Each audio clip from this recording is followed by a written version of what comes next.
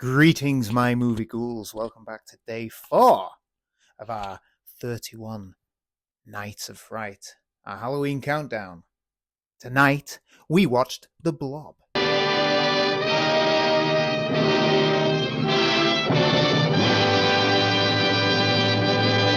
The Blob is one of those films that feels both wonderfully dated and yet timeless in its campy, earnest charm, directed by Irving Yearworth Jr., and starring a young, but not that young, at the same time.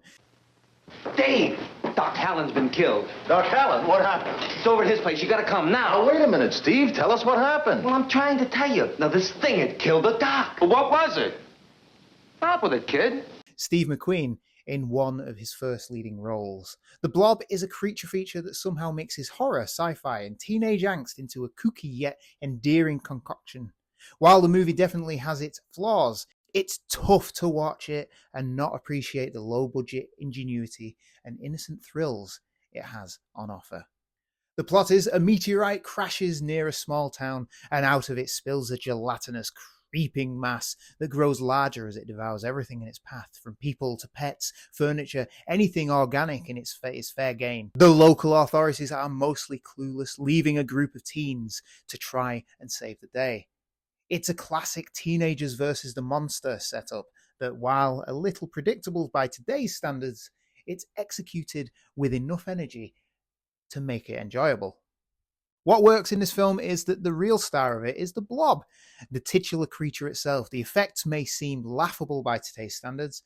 It's essentially just a giant slow-moving red jelly, but for 1958, the Blob was an innovative monster that left a lasting impression. It may not have the sleek, menacing vibe of modern horror villains, but there's something undeniably fun about watching this gooey menace grow and engulf everything in sight. It's the kind of concept that, in the hands of the right director, could easily be taken seriously.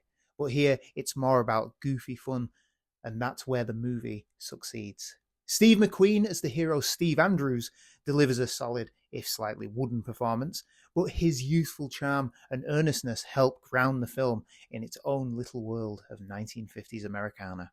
But the supporting cast, full of anxious teenagers and bumbling adults, adds to the light-hearted tone that never takes itself too seriously. But what doesn't work is there's no denying that the Blob suffers from pacing issues and some rather stilted dialogue. The teens, where likable, often feel like stock characters, and the dialogue can sometimes slip into unintentionally funny category. Some of the suspenseful scenes also end up being more amusing than thrilling. Thanks to the often laughable special effects and the very slow-moving Blob itself, there's also a certain level of disbelief you have to suspend to fully buy into the premise, but that's part of the fun of these retro creature features. The acting can be stiff, especially with some of the adult characters, who seem more concerned with looking serious than engaging in the bizarre situation unfolding around them. It's a minor flaw, but it was noticeable. The Blob is far from a perfect film, but it's a fun, quirky piece of 1950s sci-fi history. It's cheesy in the best possible way, and while it may not have the edge or the sophistication of later monster movies, it makes up for it with its infectious sense of adventure and unintentional humor. If you're in the mood for a classic B-movie with a nostalgic vibe and a bit of goofy fun, The Blob is worth watching, if only for its place in the monster movie pantheon. My rating is 3 out of 5.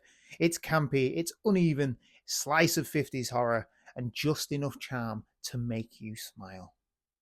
And I'll see you tomorrow night for day 5 of our 31 Nights of Fright. And now, you know movies.